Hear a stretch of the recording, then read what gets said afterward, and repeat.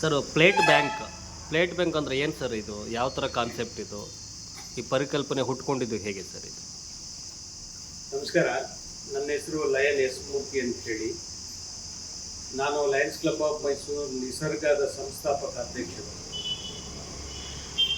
ಇದು Lions plate bank ಅಂತ ಹೇಳುವಂಥದ್ದು ಮೈಸೂರಿನ JP ನಗರದ ಅಕ್ಕ ಮಹಾದೇವಿ ರಸ್ತೆಯಲ್ಲಿ ಅಕ್ಕ ಮಹಾದೇವಿ ಸ್ಟ್ಯಾಚ್ಯೂ ಆಪೋಸಿಟ್ ಒಂದು ಮಳಿಗೆಯಲ್ಲಿ ಈ ಲಯನ್ಸ್ ಪ್ಲೇಟ್ ಬ್ಯಾಂಕ್ ಅನ್ನೋದನ್ನು ನಾವು ಸ್ಥಾಪನೆಯನ್ನು ಮಾಡಿದ್ದೀವಿ.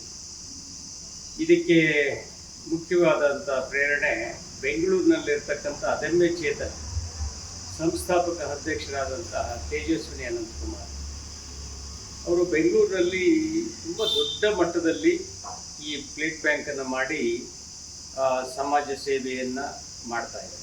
ಸೊ ಹಾಗಾಗಿ ನಮ್ಮ ಲಯನ್ಸ್ ಕ್ಲಬ್ನಿಂದ ನನ್ನ ಪ್ರಾಂತೀಯ ಸಮ್ಮೇಳನದ ಅಂಗವಾಗಿ ಕಳೆದ 5 ವರ್ಷದಲ್ಲಿ ಹಿಂದೆ ನನ್ನ ಪ್ರಾಂತೀಯ ಸಮ್ಮೇಳನದ ಅಂಗವಾಗಿ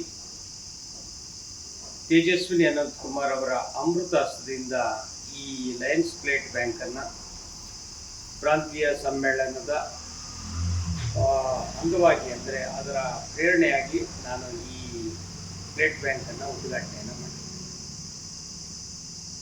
ಇದರ ಮೂಲ ಉದ್ದೇಶ ಏನಪ್ಪ ಅಂತ ಹೇಳಿದ್ರೆ ಕಸವನ್ನು ಕಡಿಮೆ ಮಾಡುವಂಥದ್ದು, ಪ್ಲಾಸ್ಟಿಕ್ಕು ತ್ಯಜಿಸುವಂಥದ್ದು, ಮತ್ತು ಪೇಪರ್ ಇರ್ಬೋದು, ಥರ್ಮಕೋಲು ಈ ಥರದನ್ನೆಲ್ಲನೂ ಅವಾಯ್ಡ್ ಮಾಡೋದು, ಮತ್ತು ರೀಯೂಸಬಲ್ ಆಗುವಂಥದ್ದನ್ನು ನಾವು ಮರುಬಳಕೆ ಮಾಡುವಂಥದ್ದನ್ನು ಉಪಯೋಗಿಸಬೇಕು. ಹಾಗೆ ಮೈಸೂರು ಮಹಾನಗರ ಪಾಲಿಕೆ ಜೊತೆಯಲ್ಲಿ ಕೈ ಜೋಡಿಸ್ಬೇಕು. ಪರಿಸರಕ್ಕೆ ನಮ್ಮ ಸಂಬಂಧಪಟ್ಟ ಹಾಗೆಯೇ ಒಂದು ಹಳಿಲು ಸೇವೆಯನ್ನು ಮಾಡಬೇಕು ಅಂತ ಮೂಲ ಉದ್ದೇಶ ಇಟ್ಟು ಈ ಪ್ಲೇಟ್ ಬ್ಯಾಂಕನ್ನು ನಾವು ತೆರೆದಿರ್ತೀವಿ.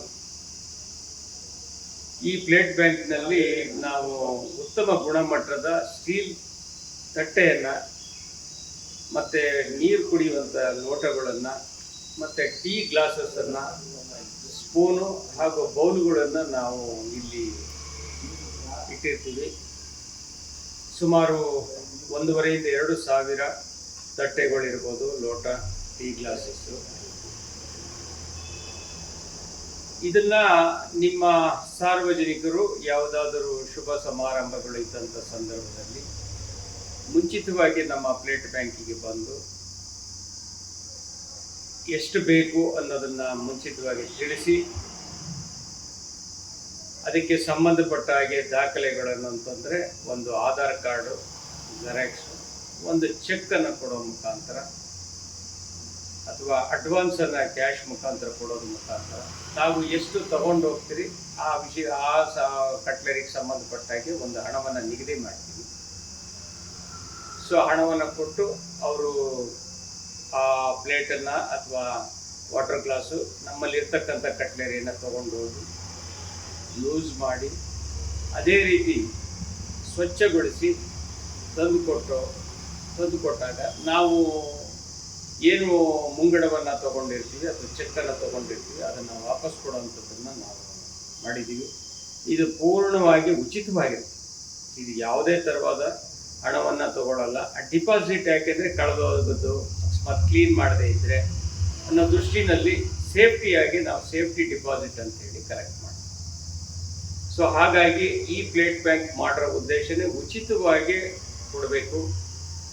ಇದರಲ್ಲಿ ನಾವು ಅಡಿಕೆ ತಟ್ಟೆ ಇರ್ಬೋದು, ಪ್ಲಾಸ್ಟಿಕ್ ಗ್ಲಾಸಸ್ಗಳಿರ್ಬೋದು, ಟೀ ಕಪ್ ಪೇಪರ್ ಕಪ್ಸ್ಗಳಿರ್ಬೋದು, ಪ್ಲಾಸ್ಟಿಕ್ ಸ್ಪೂನ್ಸ್ಗಳಿರ್ಬೋದು, ಥರ್ಮಕೋಲ್ ಬೌಲ್ಗಳಿರ್ಬೋದು, ಸಾಕಷ್ಟು ಇದನ್ನು ನಾವು ಅವಾಯ್ಡ್ ಮಾಡುವಂಥದ್ದು ಇವತ್ತಿನ ದಿನದಲ್ಲಿ ನಡೀತಾ ಇದೆ ನಮ್ಮ ಪ್ಲೇಟ್ ಬ್ಯಾಂಕಿಂದ. ಇತ್ತೀಚೆಗೆ ಕಳೆದ ತಿಂಗಳಲ್ಲಿ ನಮ್ಮ ಮೈಸೂರು KR ನಗರದ ಕಪಡಿ ಜಾತ್ರೆಯಲ್ಲಿ 1 ತಿಂಗಳು ಜಾತ್ರೆ ನಡೆದಿರ್ತದೆ.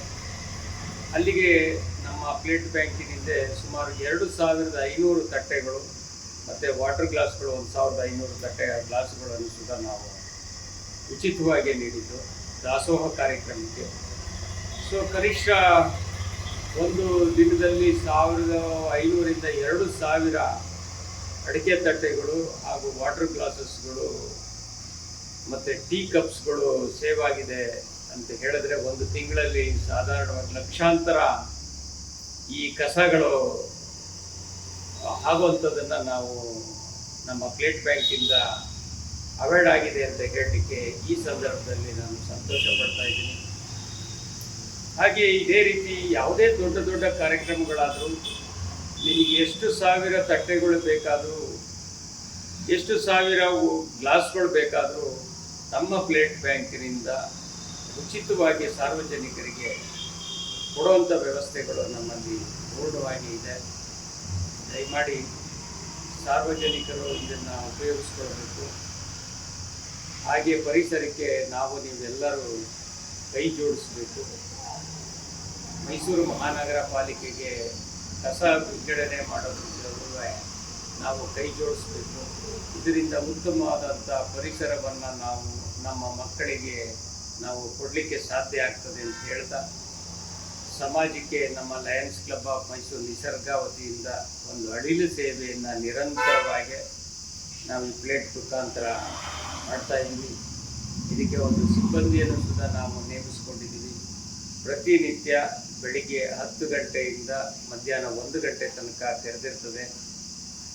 ಸೊ ಹಾಗಾಗಿ ತಾವುಗಳು ಇದನ್ನು ತಾವೇ ತಗೊಂಡು ಹೋಗಬೇಕು. ಹಾಗೆ ತಾವೇ ತಂದು ಕೊಡುವಂಥ ವ್ಯವಸ್ಥೆಗಳನ್ನು ನೀವೇ ಕಲ್ಪಿಸ್ಕೊಳ್ಬೇಕು ಅಂತ ಹೇಳ್ತಾ, ಮತ್ತೊಮ್ಮೆ ಈ ಆಂದೋಲನದವರು, ನಮ್ಮ ದಿನಪತ್ರಿಕೆಯವರು ನಮ್ಮ ಅಳಿಲು ಸೇವೆಯನ್ನು ಗುರುತಿಸಿ ನಮ್ಮ ಪ್ಲೇಟ್ ಬ್ಯಾಂಕಿಗೆ ಬಂದು ಈ ವಿತರಣಾ ಕಾರ್ಯಕ್ರಮವನ್ನು ಮಾಡಿರೋದು ಭಾಳ ಸಂತೋಷ ಪಡುವಂಥ ವಿಷಯ.